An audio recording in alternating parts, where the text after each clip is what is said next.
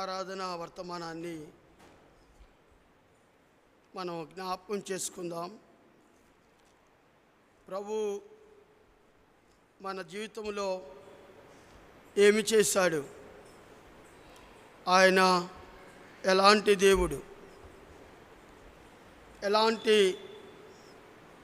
లక్షణాలు కలిగిన దేవుడు. మన దేవుడు మన జీవితంలో ఏమి చేశాడు, అందును బట్టి ప్రభును మనం ఆరాధించబద్దులమై ఉన్నాము. ఆరాధన అనేది మన జీవితంలో దేవుడు ఏమి చేశాడు, వ్యక్తిగతంగా దేవుడు నీ జీవితంలో ఏం చేశాడు, కుటుంబముగా జీవితంలో నీ జీవితంలో ఏం చేశాడు, సంఘముగా విశ్వాసుల మధ్య దేవుడు ఏం చేశాడు, దీన్ని జ్ఞాపకం చేసుకొని ప్రభువుని ఆత్మతో సత్యముతో ఆరాధించబద్దులమై ఉన్నాం. ఆరాధన అనగానే ప్రార్థన కాదు. ఆరాధన అనేది దేవుడు నా జీవితంలో ఈ గొప్ప కార్యం చేశాడు, అందును బట్టి నేను నిన్ను ప్రభువుని ఆరాధిస్తాను. రండి, దేవుని యొక్క వాక్యాన్ని చదువుకుందాం. అపోస్తుడైన పౌలు గలతీయులకు రాసిన పత్రిక. అపోస్తుడైన పౌలు గలతీయులకు రాసిన పత్రిక 1వ అధ్యాయము 4వ వచనము, 4-5 వచనాలు అందరం కలిసి చదువుకుందాం. పేజీ నంబర్ కొత్త నిబంధన గ్రంథములో 169, పేజీ నంబర్ 169, గలతీయులకు రాసిన పత్రిక 1వ అధ్యాయము 4-5 వచనాలు మనందరం కలిసి చదువుకుందాం. చూడండి, 4వ వచనము నాతో పాటు మీరు చదవండి.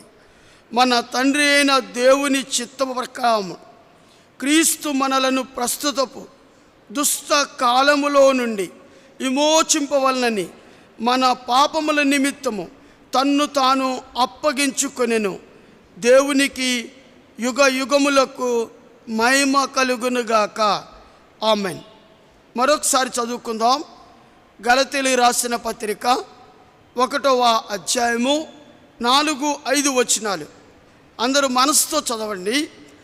మన తండ్రి అయిన దేవుని చిత్త ప్రకారము క్రీస్తు మనలను ప్రస్తుతపు దుష్ట కాలములో నుండి విమోచింపవలనని మన పాపముల నిమిత్తము తన్ను తాను అప్పగించుకొనెను. ప్రార్థన చేసుకుందాం. తల్ల వంచండి. ప్రేమ కలిగిన కృప కలిగిన దేవ తండ్రి, దుష్ట కాలము నుండి మమ్మల్ని విమోచించిన గొప్ప దేవుడివి. ఏ దుష్ట కాలాల్లో నుంచి మమ్మల్ని విమోచించావో అది నన్ను విమోచించిన దేవుడివి, నీ బిడ్డలను విమోచించిన దేవుడివి.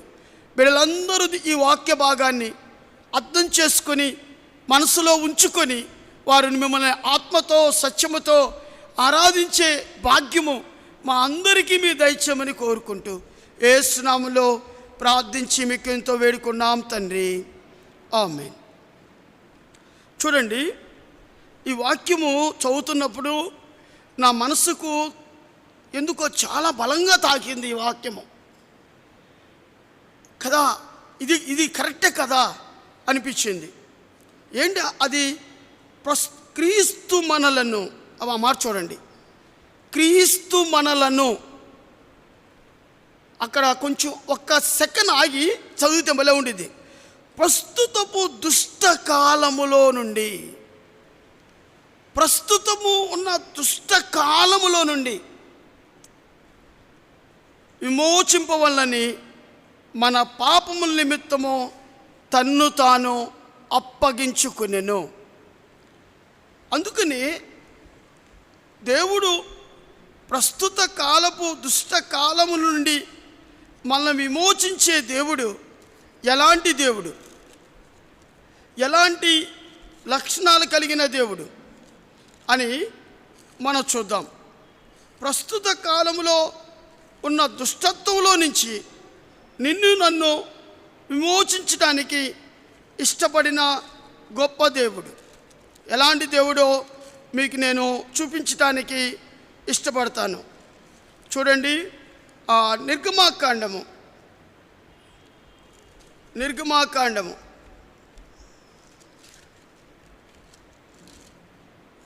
దేవుడు మోషేకి కనబడతాడు. ఒక వాక్యాన్ని చూపిస్తాను మీకు. ఆయన ఎలాంటి దేవుడు అన్న విషయాన్ని మీ మధ్య నేను ఉంచడానికి ఇష్టపడతాను. నిర్గమాకాండము 15వ అధ్యాయము.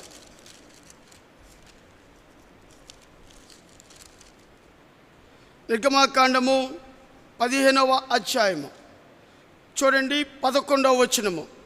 యెహోవా వేల్పులలో నీ వంటి వాడు ఎవడు? పరిశుద్ధతను బట్టి నీవు మహనీయుడివి, స్తుతి కీర్తనల బట్టి పూజ్యుడు, అద్భుతములు చేయువాడవు. అద్భుతాలు చేసే దేవుడు ఒక్కడే, ఆయనే ప్రభు అయిన యేసుక్రీస్తు వారు. ఏ అద్భుతాలు ఆయన చేయడానికి ఇష్టపడ్డాడు మన జీవితంలో అని మనం ఆలోచిస్తే, చూడండి, మోషే యొక్క జీవితంలో ఒక మాట కనబడుతుంది. 34వ అధ్యాయము, నిర్గమాకాండము 34వ అధ్యాయము. ఆ అద్భుతాలు చేయగలిగిన దేవుడు ఎలాంటి దేవుడు? ఎందుకు చేయాలి? నీ జీవితంలో దేవుడు ఎందుకు అద్భుతాలు చేయాలి? ప్రస్తుతం ఉన్న దుష్ట కాలములో నుండి దేవుడు మనల్ని ఎందుకు విమోచించాలి? ఆయనలో ఉన్న గొప్ప లక్షణం ఏంటంటే, ఆయన ఎందుకు విమోచించాడంటే, ఎందుకు దుష్ట కాలముల నుంచి నిన్ను నన్ను విమోచించాడంటే, రండి, నిర్గమాకాండం 34వ అధ్యాయము 6వ వచనము. అతని ఎదుట యెహోవా అతనిని దాటి వెళ్ళుచు, యెహోవా కనికరము. మన దేవునిలో ఉన్న అద్భుతమైన లక్షణము చూడండి. Hour God is compassion of God. ఆయన కనికరాన్ని చూడండి, ఆయన దయను చూడండి. దయ. మూడవది, ఆయన యొక్క దీర్ఘశాంతాన్ని చూడండి. నాలుగవది, విస్తారమైన కృపా సత్యములు చూడండి. కొంచెం లేదు ఆయన దగ్గర కృప. విస్తారమైన కృపా సత్యములు చూడండి. ఎన్ని గొప్ప లక్షణాలు మన దేవునికి ఉన్నాయి. ఇలాంటి లక్షణాలు కలిగిన దేవుడు ప్రస్తుత కాలములో, ప్రస్తుత దుష్ట కాలములో నుండి నిన్ను నన్ను విమోచించడానికి ఇష్టపడ్డాడు. ఎంత దుష్టత్వం ఉందో లోకములో, ఎంత భయంకరమైన పాపం ఉందో లోకములో, ఆ లోకములో నుంచి ఎంత భయంకరమైన పాపం అంటే, మీకు ఒక ఉదాహరణ చెప్తా. మీకు నేను మన విలేజెస్లో నీళ్లు నిలబడి ఉంటాయి. నీళ్లు ఎక్కడ? చెరువుల్లో, చిన్న చిన్న కుంటల్లో, కాలువల్లో నీళ్లు నిలబడతాయి. పంట కాలువల్లో పంట కోతకు వచ్చిన తర్వాత నీళ్లు పెట్టలేక ఆ నీళ్ళు నిలబడతాయి చిన్న చిన్న గుంటల్లో. అది కొంతకాలానికి మురుగైపోతుంది, బాగా మురుగైపోయింది. ఆ మురిగిలో నుంచి, ఆ భయంకరమైన మురికిలో నుంచి ఒక తామర పువ్వు బయటకు వస్తుంది. ఆ తామర పువ్వు ఎక్కడి నుంచి వచ్చిందో సార్? మురికిలో నుంచే బయటకు వచ్చింది. ఆ మురికి నీళ్ళలో నుంచే పైకి వచ్చింది. ఆ తామర పువ్వు ఆ మురికి నీళ్ళ మొత్తానికి కూడా అందాన్ని ఇస్తుంది. అది చూసినప్పుడు మన దగ్గర సెల్ ఫోన్ ఉంటే పిక్చర్ తీసుకుంటాం మనం. కింద మురికి నీళ్ళే, పైన తామర పువ్వు. కారణం ఏంటంటే, మురికిలో నుండి వచ్చిన తామర పువ్వు ఎన్నడికి మురికి కాదు, తెలుసు? అది ఎన్నడికి మురికిని అంటుకోదు. దుష్ట కాలములో ఉన్న మనల్ని, దుష్టత్వంతో నింపబడిన మనల్ని దేవుడు ఏం చేశాడు మన జీవితాల్లో? ఆయన కనికరాన్ని చూపించాడు, ఆయన దయను చూపించాడు, ఆయన దీర్ఘశాంతాన్ని చూపించి ఏం చేశాడు? రండి, గళితీయులకు రాసిన పత్రిక. అద్భుతమైన ఆరాధన వర్తమానాన్ని మీ ముందు ఉంచాలని ఇష్టపడుతున్నాను నేను. రండి, గళితీయులకు రాసిన పత్రిక 1వ అధ్యాయము 4వ వచనాన్ని చదువుతున్నాను. మన తండ్రి అయిన దేవుని చిత్త ప్రకారము. ఈ దయ కలిగిన దేవుడికి, కనికరము కలిగిన దేవునికి, దయా దాక్షమ్యం కలిగిన దేవునికి, కృపా సత్యము కలిగిన దేవుడు ఆయన చిత్తాన్ని మన పట్ల నెరవేర్చడానికి ఇష్టపడ్డాడు. ఇంకేం చేశాడు? క్రీస్తు మనలను ప్రస్తుత దుష్ట కాలములో నుండి, అక్కడ 2 అని అంకి చూశారు చూడండి మీరు, ఫుట్నోతో చూడండి, దుష్ట యుగము నుండి, దుష్ట కాలము నుండి, దుష్ట యుగము నుండి దేవుడు మనల్ని విమోచించాడు. 3 విషయాలు చెప్తా ఈరోజు. మొత్తం 7 ఉన్నాయి, 7 చెప్పట్లా, టైం సరిపోదు కాబట్టి 3 విషయాలు చెప్తా. ఎలాంటి దుష్టత్వంలో నుంచి దేవుడు మనల్ని విమోచించాడు. ఒకప్పుడు మనం ఎలాంటి దుష్టత్వంలో ఉన్నాం, ఒకప్పుడు ఎలాంటి భయంకరమైన దుష్టత్వంలో నుంచి దేవుడు మనల్ని విమోచించాడు. మొట్టమొదటిది రండి, ఇర్మియా గ్రంథం 16వ అధ్యాయము. ఇర్మియా గ్రంథం 16వ అధ్యాయము 12వ వచనము.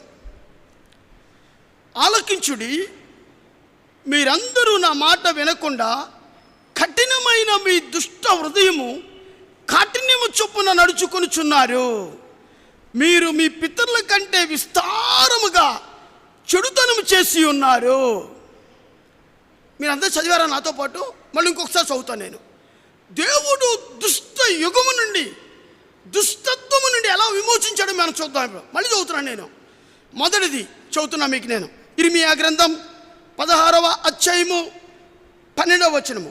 ఆలకించుడి, మీరందరూ నా మాట వినకుండా కఠినమైన మీ దుష్ట హృదయము కాఠిన్యము చొప్పున నడుచుకొనుచున్నారు. మీరు మీ పితరుల కంటే విస్తారముగా చెడుతనము చేసి ఉన్నారు. విస్తారమైన చెడుతనం. ఒకప్పుడు మన జీవితం అది. ఒకప్పుడు దుష్ట యుగం ఏంటో తెలుసా?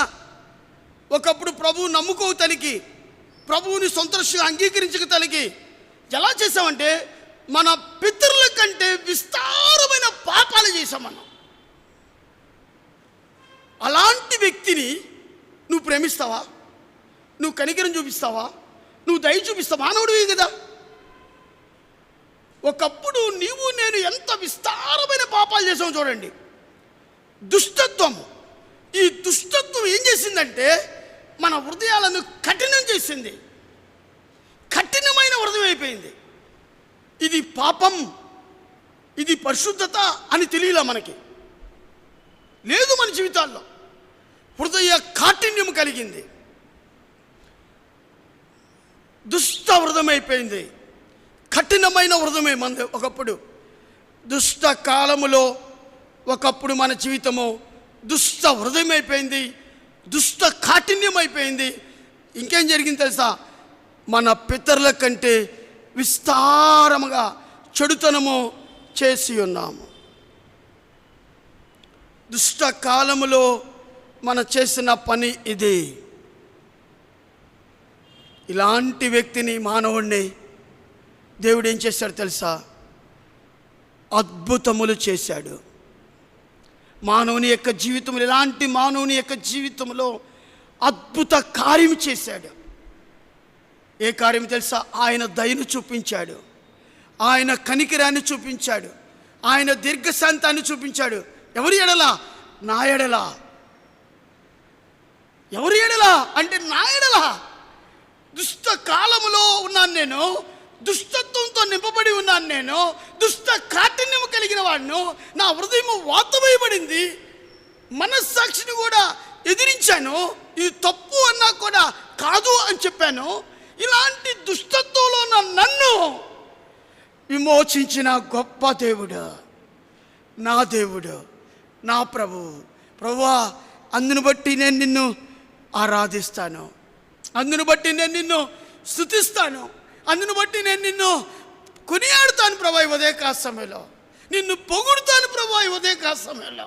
ఎందుకంటే ప్రస్తుతము దుష్ట కాలములో దుష్ట కాఠిన్యము కలిగిన హృదయములో ఉన్నప్పుడు నన్ను నీవు నా పితరుల కంటే విస్తారమైన పాపములు చేసినప్పటికీ నువ్వు నన్ను ప్రేమ చూపించావు, దయ చూపించావు, కనికరాన్ని చూపించావు. ప్రభువా నీకు వందనాలయ్యా. దుష్ట కాలములో దుష్ట హృదయాన్ని కలిగి ఉన్నాం. నంబర్ 1, అర్థమైందా మీకు? ఈ దుష్ట హృదయం కలిగి ఉన్న మానవుని ఎడల దేవుడు అద్భుతం చేశాడు. అద్భుతం చేశాడు. ఎంత అద్భుతం చేశాడు అంటే అది మనం వర్ణించలేము. చూడండి, హెస్కేలు గ్రంథం ఎలాంటి అద్భుతాన్ని చేశాడో 36వ అధ్యాయము. హెస్కేలు గ్రంథం 36వ అధ్యాయము 25వ వచనము. మీ అపవిత్రత యావత్తు పోవునట్లు నేను మీ మీద శుద్ధ జలమును చల్లెదను. మీ అపవిత్రత పోవునట్లు మీ మీద శుద్ధ జలములను చల్లేదను. శుద్ధ జలము అంటే అర్థమేంటి తెలుసా? దేవుని వాక్యము. శుద్ధ జలమునకు మరొక పేరు ఏం పేరు తెలుసా? క్రీస్తు రక్తము. మీ అపవిత్ర పోవటానికి ప్రస్తుత దుష్ట కాలములో ఉన్న మనల్ని, దుష్ట హృదయం కలిగిన మనల్ని, మన అపవిత్రత పోవడానికి దేవుని రక్తము చేత మనల్ని కడిగాడు. నేను పరిశుద్ధుని కనుక మీ సమస్త ప్రవర్తన యందు పరిశుద్ధులుగా ఉండాలని ఆయన రక్తముతో మనల్ని కడిగాడు. మనల్ని శుద్ధీకరణ చేశాడు. శుద్ధ జలమును చల్లాడు, వాక్యాన్ని చల్లాడు, ఆయన రక్తాన్ని చల్లాడు.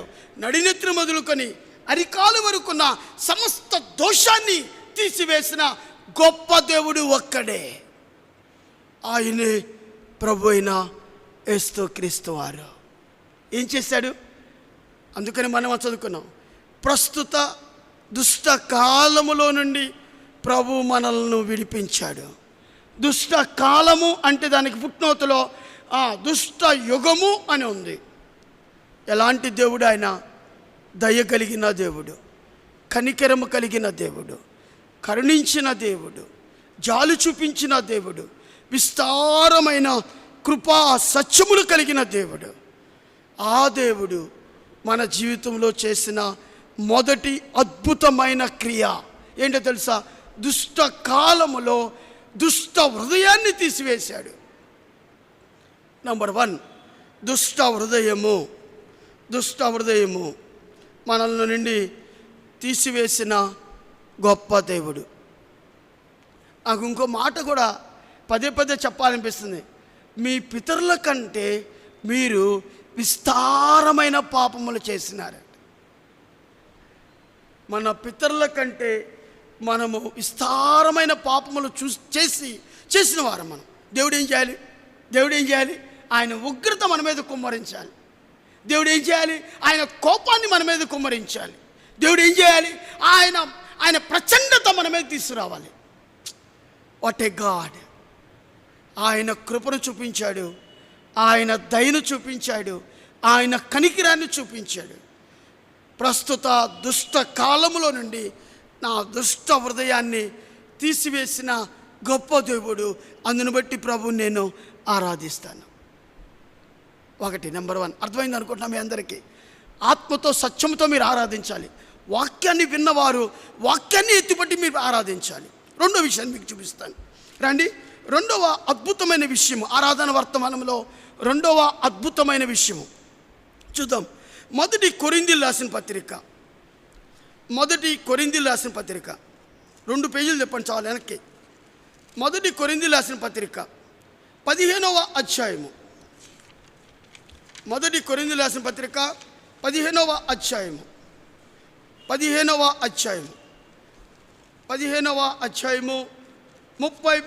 వచనం. 15వ అధ్యాయము 33వ వచనము చూడండి. మోసపోకుడి, దుష్ట సాంగత్యము నుండి దుష్ట సాంగత్యము మంచి నడవడిని చెరుపును. రెండవ అద్భుతమైన విషయము ఆరాధన వర్తమానములో అడగలేని ప్రశ్న, ప్రభువుని సొంత రక్షకుడిగా అంగీకరించిన తలకి, మళ్ళీ చెప్తున్నా మీకు నేను, ప్రభువుని నీ హృదయంలో చేర్చుకో తలకి ఎవరితోనూ సాంగత్యం చేశావు?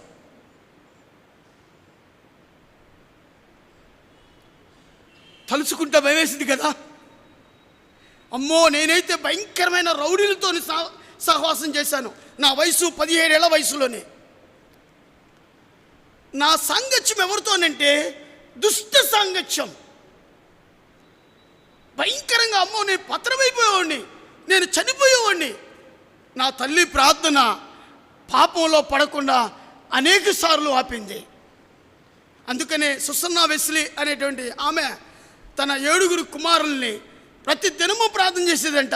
ఆమె చివరి స్టేట్మెంట్, వాళ్ళ పిల్లలు ఇస్తున్న స్టేట్మెంట్ ఏం తెలుసా? నా తల్లి ప్రార్థన కన్నీరులో నేను కొట్టుకుని వచ్చానని చార్లెస్ వెస్లీ చెబుతారు.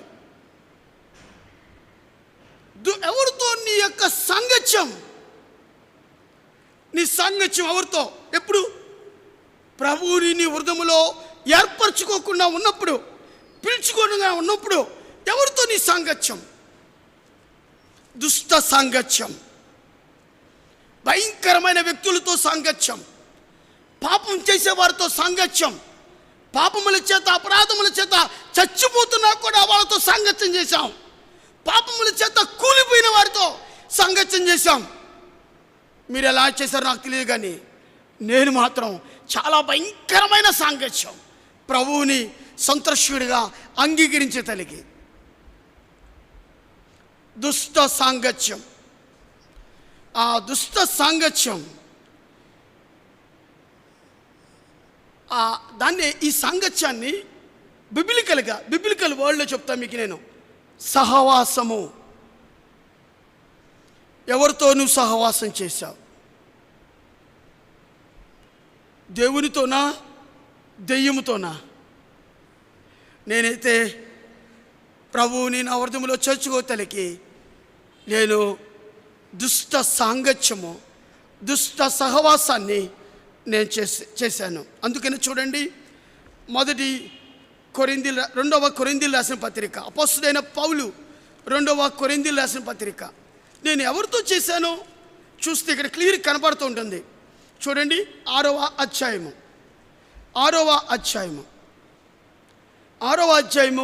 14వ వచనము. మీరు అవిశ్వాసులు జోడుగా ఉండకుడి, నీతికి దుర్నీతితో ఏమి సాంగత్యము? నేను ఎవరితో సాంగత్యం చేశానంటే నీతిగా చేయలే. నాలో నీతి అనేది లేదు. ఒకప్పుడు నాలో నీతి అనేది లేదు. నేను ఎవరితో సాంగత్యం చేశానంటే దుర్నీతితో సాంగత్యం చేశాను.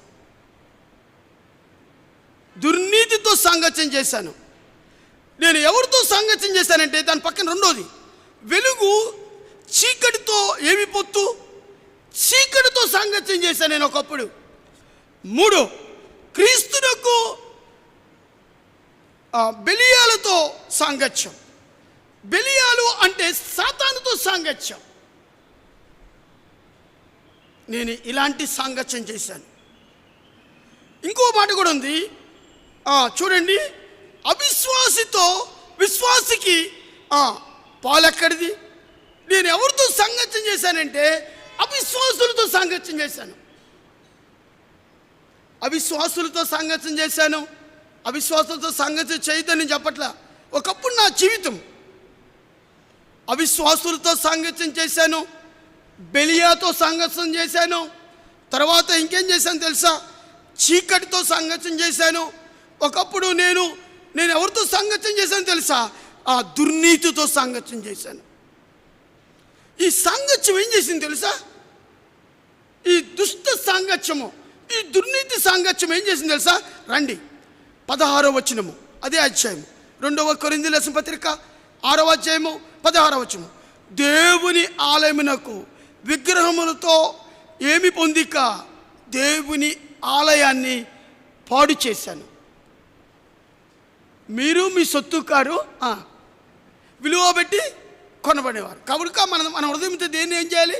దేవుణ్ణి మహిమపరచాలి. కరెక్టా? దాని కింద ఉంది 1 కొరింథీయులకు రాసిన పత్రిక 3వ అధ్యాయము 16వ వచనం అనుకుంటా మీ హృదయము దేవుని ఆలయమని మీరు ఎరుగరా? ఎవడైనా నువ్వు దేవుని ఆలయమును పాడు చేసినాడేలా నేను వారిని పాడు చేసేది. అంటే నా దేవుని హృదయమైన నా ఆలయాన్ని నా దుష్ట సాంగత్యం ఏం చేసింది తెలుసా? పాడు చేసింది. అమ్మో ప్రభువా, ఇలాంటి నీ ఆలయాన్ని పాడు చేసిన నేను నన్ను ప్రేమిస్తావా? నువ్వు నా మీద కనికరం చూపిస్తావా? నా మీద జాలి చూపిస్తావా?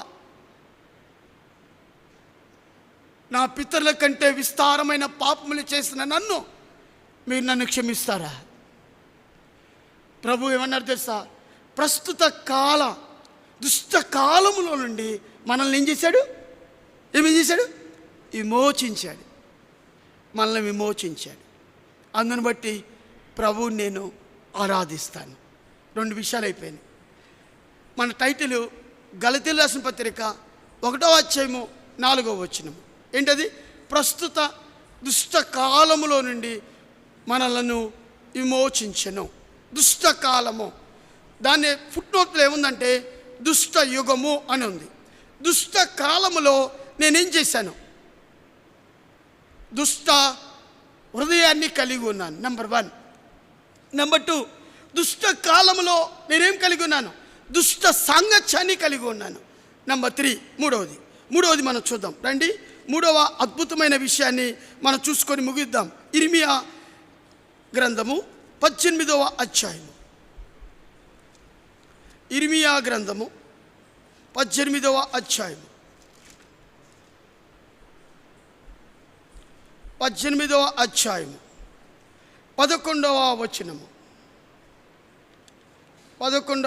వచనము. దీనికి వెళ్ళబోయే ముందు ఒక మాట, నేను ఒక రిఫరెన్స్ మర్చిపోయాను. ఆ రిఫరెన్స్ కూడా చూద్దాం. 1 కొరింథీయులకు రాసిన పత్రిక 1 కొరింథీయులకు రాసిన పత్రిక 1వ అధ్యాయము 9వ వచనము. మన ప్రభు అయిన యేసు క్రీస్తు అను తన కుమారుణ్ణి సహవాసమునకు మిమ్మల్ని పిలిచిన దేవుడు నమ్మదగినవాడు. దుష్ట సాంగత్యం చేసిన మనల్ని ఆయన సహవాసములోనికి మనల్ని పిలిచిన నమ్మదగినవాడు. ప్రభువా, అందును బట్టి నేను నిన్ను ఆరాధిస్తాను. ఈ మాట నా హృదయాన్ని చాలా తాకింది. మన ప్రభు అయిన యేసు క్రీస్తు అను తన కుమారుని యొక్క సహవాసమునకు మిమ్ముని పిలిచిన దేవుని నమ్మదగినవాడు. దుష్ట సాంగత్యంలో ఉన్న నన్ను, దుష్ట హృదయాన్ని కలిగి ఉన్న నన్ను పరిశుద్ధుడు నిష్కలంకులైన దేవుని యొక్క సహవాసములోనికి పిలిచాడు నన్ను. నేను దానికి పాత్రుడేనా? నేను అపాత్రుడను. ప్రభువా, నా జీవితంలో చేసిన ఈ గొప్ప కార్యాన్ని బట్టి నేను నిన్ను ఆత్మతో సత్యముతో ఆరాధిస్తాను. మూడవది చూడండి. ఇర్మియా గ్రంథము 18వ అధ్యాయం. ఇర్మియా గ్రంథము 18వ అధ్యాయము. ఒకప్పుడు ఏం జరిగింది? దుష్ట కాలమందు ఏం జరిగింది? ఒకసారి చూద్దాం. 18వ అధ్యాయము 11వ వచనము. 11వ వచనం చూడండి. 11వ వచనము 1, 2, 3, 4, 5వ లైన్ నుంచి చదువుతున్నాను. 5వ లైన్. మీరందరూ మీ దుష్ట మార్గములు విడిచి మీ మార్గములను మీ క్రియలను చక్కపరచుకొనుడి. ఒకప్పుడు దుష్ట కాలమందు నేనేం చేశాను తెలుసా? ఇక్కడ రాయబడింది, మీరందరూ మీ దుష్ట మార్గములను విడిచి. ఒకప్పుడు నా జీవితం ఎక్కడుందో తెలుసా? ఏ మార్గాన్ని నేను అనుసరిస్తున్నానో తెలుసా? ఒకప్పుడు ప్రభువుని నా సంతోషకుడిగా అంగీకరించే తనకి నా మార్గం ఏంటి తెలుసా? దుష్ట మార్గము. దుష్ట మార్గములో ఉన్నాను నేను. దుష్ట మార్గములో నేను జీవిస్తూ ఉన్నాను. దుష్ట మార్గంలో నేను ఉన్నప్పుడు నా జీవితం ఎలా ఉందో తెలుసా? యెషయా గ్రంథం 59వ అధ్యాయం. యెషయా గ్రంథం 59వ అధ్యాయం. 59వ అధ్యాయం చూడండి, 8వ వచనాన్ని, శాంతవర్తనమును వారు ఎరుగరు, వారి నడువుడిలో న్యాయము కనపడదు, వారు తమ కొరకు వంకరి త్రోవలు కల్పించుకొందురు, వాటిలో నడుచువాడు ఎవడును శాంతి నొందడు.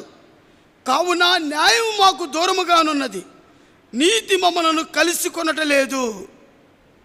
ఒకప్పుడు నా మార్గం ఏంటో తెలుసా? నెమ్మది లేని మార్గం, సమాధానము లేని మార్గం, శాంతి లేని మార్గం, వంకర మార్గం, తప్పుడు మార్గం, పాపపు మార్గం. నా మార్గములో శాంతి లేదు, నా మార్గములో నీతి లేదు, నా మార్గములో న్యాయం లేదు. అన్యాయంగా ప్రవర్తించే కాళ్ళు, అన్యాయంగా నడిచే కాళ్ళు, అన్యాయపు చేతులు, నా జీవితంలో వంకరి త్రోవలు. ఒకప్పుడు నా జీవితం అది. ఒకప్పుడు ఇలాంటి బ్రతుకులో పడి చెడిపోతున్న నన్ను ప్రభు ఏం చేశాడు? చూడండి, సామెతలు మనకందరికీ తెలిసిన వచనాన్ని చదువుదాం. సామెతల గ్రంథం 14వ అధ్యాయము 12వ వచనము మనందరికీ తెలుసు. ఒకప్పుడు నా జీవితం ఎలా ఉందో మీ ముందు ఉంచుతున్నాను. సామెతల గ్రంథం 14వ అధ్యాయము 12వ వచనం తీసిన చదవండి. 14:12 చదువుతున్నాను నేను చదువుతున్నాను. 14:12 ఒకని ఎదుట సరైనదిగా కనపడు మార్గము కలదు, అయితే తుదుకది మరణమునకు త్రోవ తీయును. నేను వెళ్ళే వంకరి మార్గం, నేను వెళ్ళే భయంకరమైన పాపపు మార్గం, జీవము లేని మార్గం, శాంతి లేని మార్గం, నీతి లేని మార్గం నా జీవితం ఏం చేసింది తెలుసా? మరణానికి పాత్రులుగా చేసింది. అదే మార్గం అనుకున్నాను, అదే కరెక్ట్ అనుకున్నాను, అదే నా జీవితం కరెక్ట్ అనుకున్నాను. తుదుకది మరణానికి నడిపించింది. ఇలాంటి టైంలో యోహాను సువార్త 14వ అధ్యాయము 6వ వచనము ప్రభు ఏమన్నా అంటే, నేనే మార్గము, నేనే సత్యము, నేనే జీవమని ఆయన వాక్యము నా త్రోవల్లోనికి వచ్చింది.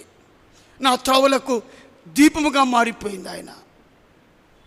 ఆయనే నాకు మార్గముగా, సత్యముగా చూపించాడు. సమాధానము లేని నా జీవితంలో సమాధానాన్ని అనుగ్రహించాడు. అందుకనే కీర్తన గ్రంథం 77వ కీర్తన, దేవుడు నన్ను ఎక్కడికి తీసుకెళ్ళా అంటే, ప్రభువా నన్ను ఈ వంకరి త్రోవలో నుంచి నన్ను తీసివే ప్రభువా, నేను కేక పెట్టినప్పుడు దేవుడు నన్ను ఎక్కడికి తీసుకెళ్ళాడంటే మీ మధ్య నేను ఉంచుతున్నాను. కీర్తన గ్రంథం 77